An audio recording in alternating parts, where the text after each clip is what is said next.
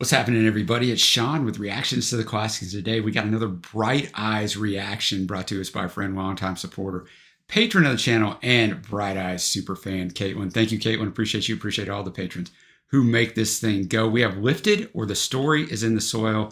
Keep Your Ear to the Ground. We're just going to call it Lifted from here on in. It is Bright Eyes' fourth studio album. The band made its national television debut in support of this album, performing The Trees They Get Wheeled Away, a track that was not on the album, actually, on The Late Show with David Letterman. It was reissued by Dead Oceans alongside a 6-track companion EP on November 11, 2022, so just last year at the time of this filming. The album's a 77 on Metacritic, a 7 out of 10 on NME, a 7.7 on Pitchfork. It received other positive reviews, ranking 4th on Rolling Stone's list of the best albums in 2002. Blender ranked the album at 52 on the list of 100 greatest indie rock albums ever in 2007. It was the band's first to reach the Billboard 200, spending 1 week at number 161, but you got to get on that list at some point, right?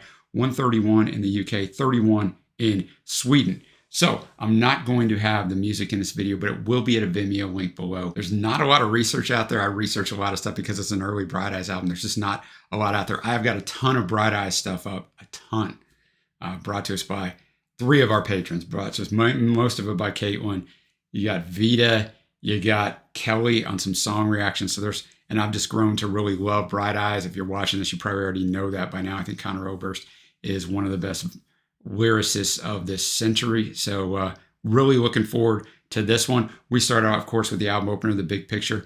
The 2 people talking at the beginning of the track are Blake Sennett and Jenny Lewis, lead members of Rilo Kiley, who were also signed to Saddle Creek Records at the time of this recording. I'm going to have the lyrics up as always. Very important in Conor and Bright Eyes albums. Thanks again, Caitlin. What Amazing Grace being sung at the end. So Conor starts his albums out, all the Bright Eyes albums like this, basically, that I've heard, where there's an interesting track, there's talking, there's singing, the first bit of the track, where they're just driving along and all this stuff is happening. It kind of draws you in. You're kind of like, wait, what's going on? I mean, I figured that kind of stuff was coming, but with Blake and Jenny talking, and then Conor comes on and just a raw vocal performance, right? Just an acoustic performance or anything else going on in here. And he's kind of railing against authority, right? There's teachers in the religious authority. And I mean, I'm a Christian. I got to say that going in, but I always have an open mind on these albums. And I also have said this before on some Bright Eye stuff. The Christians that I see turn away from their faith, or maybe they weren't ever Christians at all, are those who grew up in an oppressive environment that tells you that all these things, you got to do this, this, and this, and God's always out to get you. And that's not the God of the Bible. There is sin, there is penance, right, and repentance, but there is that's not the God of the Bible. So when you grow up in those environments, I see those people run from religion, and I totally get that. So he just makes a lot of statements in here, and it's hard to pull any of them out because it all just kind of works together. But what a raw, impassioned performance and a very, very well-written song, and a great way to start the album. Like I said, Conor said before, he starts the albums out this way to see who's going to stick around and who's going to be in it, right? Who's really serious about listening to this album. So now we go to the second track, Method Acting. All right, Method Acting, a lot to unpack in this song, so there's going to be in all of them, but basically I like the idea of method acting is that, method acting is you're playing the part, and basically saying all his life, Conor's playing the part. It's not the true him. He's kind of being who everybody else wants him to be, and he's just saying how all this is kind of going to end. This was written during the start of the conflict that the U.S. had in Iraq, which then went into Afghanistan. And I think he's talking about that in verse 1 about the TV and kind of looking at what's going on. But he says, all I know is I feel better when I sing burdens are lifted for me. That's my voice rising. That's kind of his escape. So Michael, keep the tape rolling. So it's kind of shout out to Mike Mogus, who's producing this. Boys, keep strumming those guitars. So thank you friends, for the time we share. My love stays with you like sunlight in air. Oh, I truly wish I could keep hanging around here. My joys cover me. Soon I'll disappear. So I know some people say that the whole entire album is around the concept or subject of the Buddhist Hindu concept of samsara, and that joy awakening will lead to an end to the cycle of life. You kind of get to the end and you just reboot. I don't know that that's the case here. I mean, I didn't find anything from Conor that said that. You guys who are Bright Eyes super fans are going to know that better than me, but I thought a really good song. You go from method acting to false advertising. You kind of put those in the same subject area. All right, false advertising. Interesting production on this. As we we draw in with something, then we leave with something. Like he's walking out of the studio, the last 1 minute 11 seconds are not vocals. It's kind of the same thing as method acting. Right at the start, he's kind of saying he's a puppet, right, on a string. On a string, I was held. The way that I move, can you tell? Kind of saying that he wrote these songs as he goes on through. He kind of wrote his songs from an emotional place, but when he's got to perform every night, he's got to like get to that emotional place again. So it's kind of a falsehood, you know. He's not really there. He's kind of lying, and he's just taking your money. So we used to think that sound was something pure. And then you get this girl on there apologizing. You get this little breakout, and then he counts in 1, 2, 3, 4. We're going again. But if I could act like this was my real life and not some cage where I've been placed, well, then I could tell you the truth like I used to and not be afraid of sounding fake. Now, all anyone's listening for the mistakes, right? The more famous you come, the more people come after you. That's where I guess the apology came in. The breakout. And then when you get back into the song, and he's kind of in isolation, but he said, for a soul I don't have, something true I have lacked, and spent my whole life trying to make up for.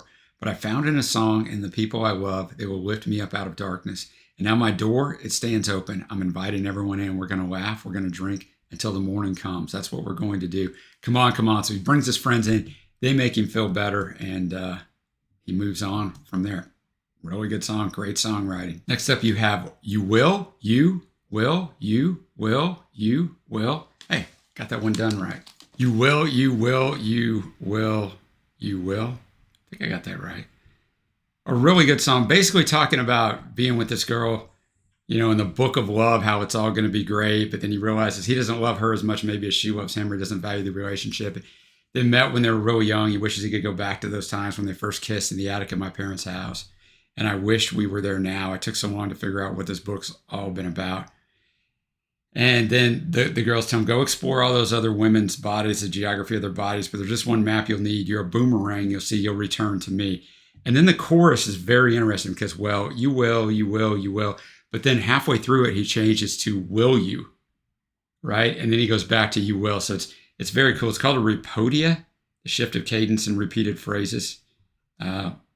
So I'd never heard of that, but a very interesting thing. And Connor's such a smart guy. He knows exactly what he's doing there. But yeah, a super, super well done song. Next up, we have Lover, I Don't Have to Love. It was a single.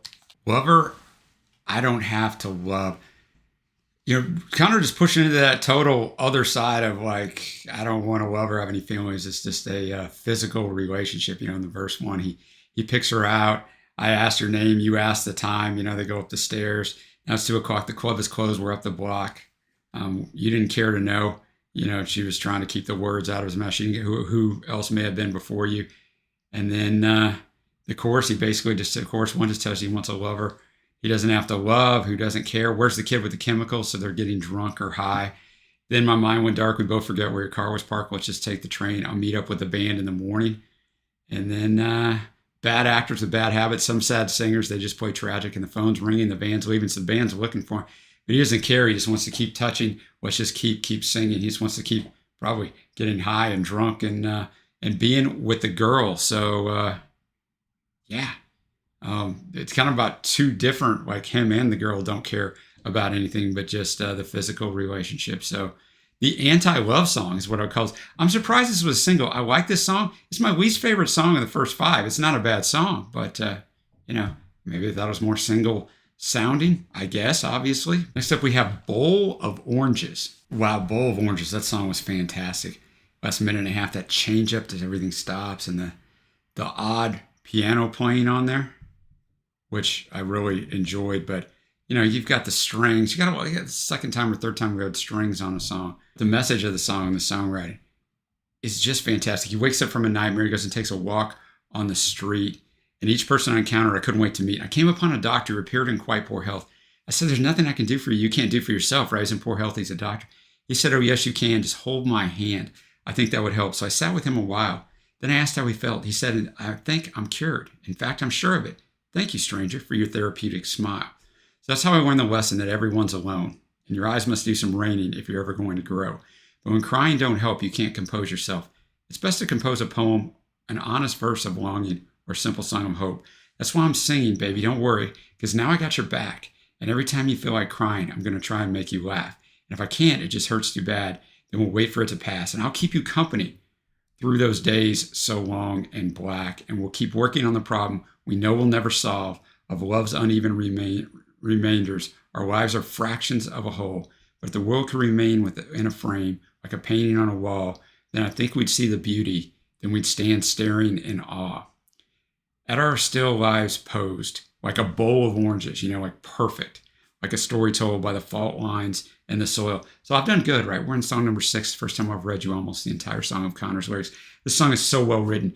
And ironically enough, as a Christian, I identify to this because the Apostle Paul talks about you got to be everything to everyone, right?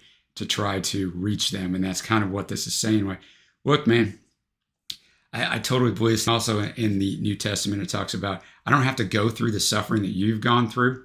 I just have to suffer to identify with your suffering. And that's what he's saying here. So in other words, I don't have to go through this physical thing that this doctor's going through, but just being there for him comforts us, right? We are created to be in community. And when you're hurting, it doesn't mean the person that's there with you can fix it. Maybe they can, that'd be great. But just knowing that they've gone through hurt before, they can identify with you and be there to comfort you. And I think that is a message that I wish in life more of us would get. So, I mean, this song is just fantastic and so intelligently done. And there's 13 songs in this album. This is song number 7. So we're going to kind of pass the halfway mark with this song.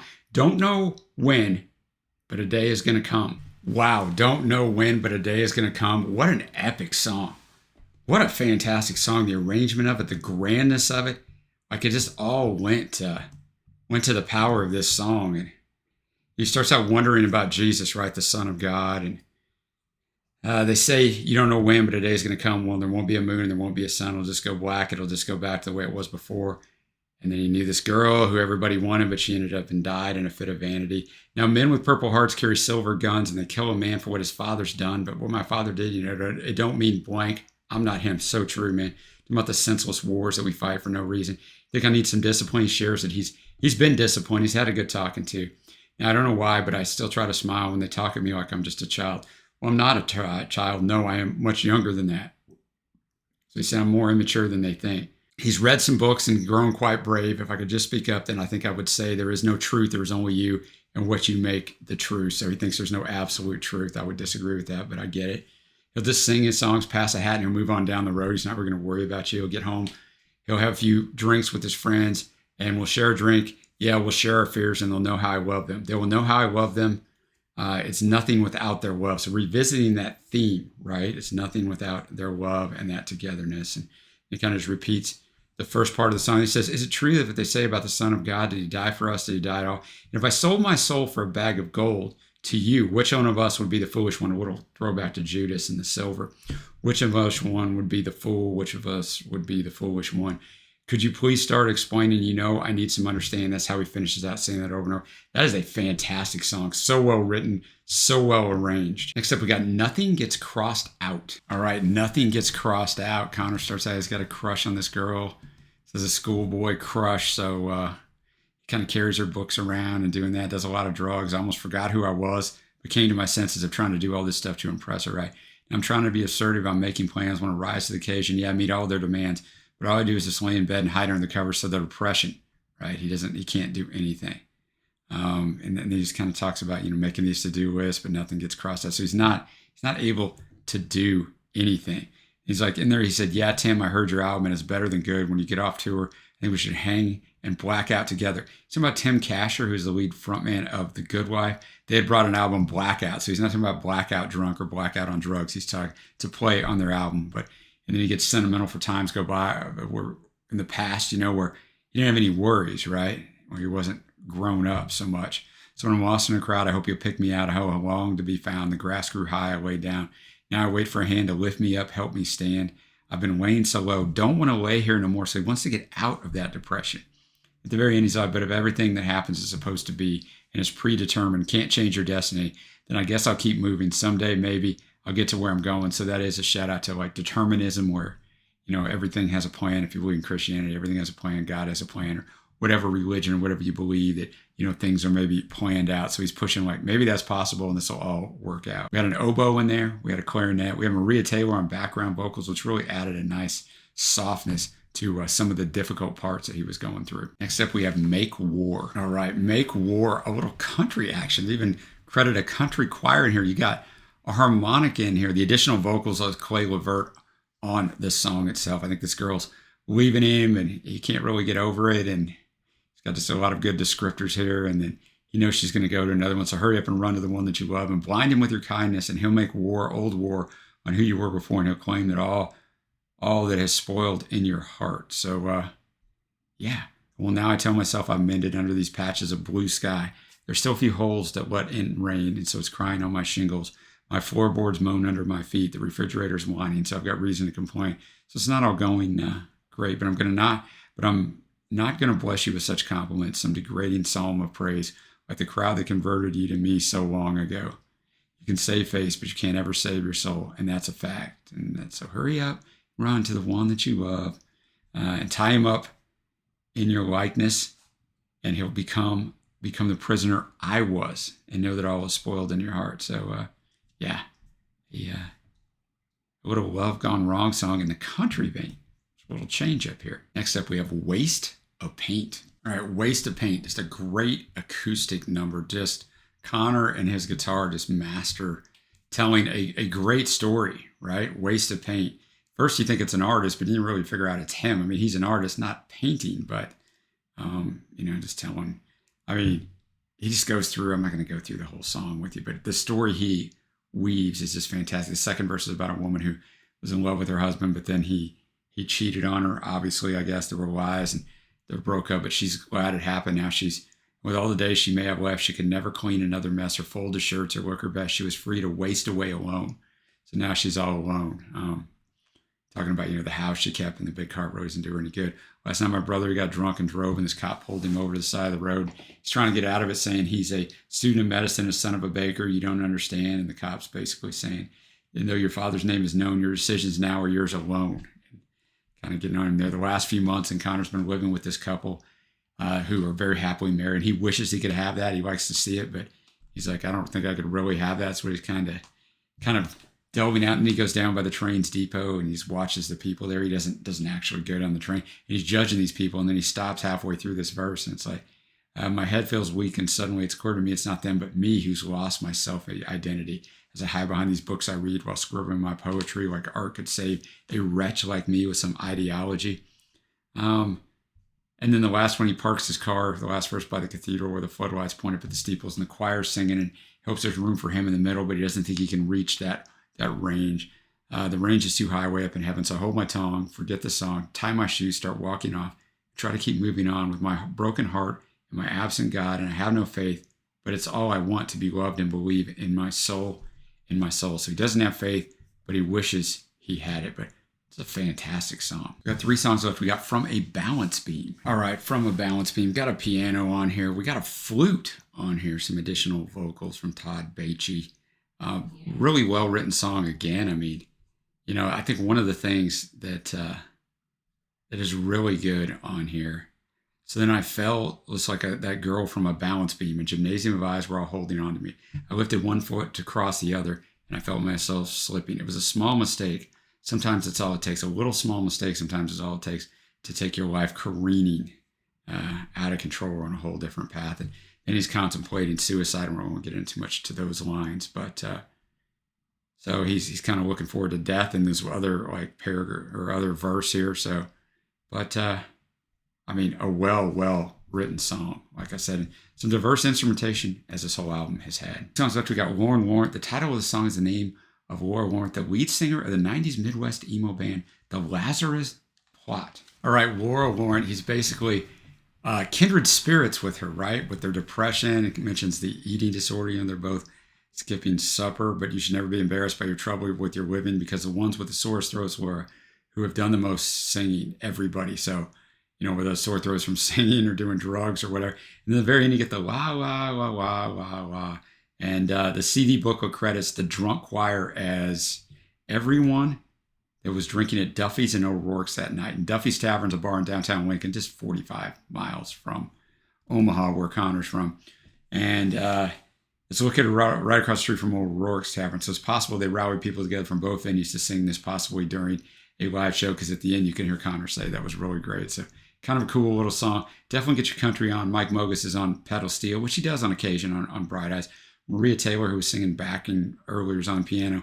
And then you got oboe, violin, and cello. So you kind of got it's a country sound, but you got, the oboe, the cello, and the violin can sound country at times. But yeah, a well done tune. Now we're going to go to the epic song, the last song on here. It's over 10 minutes long.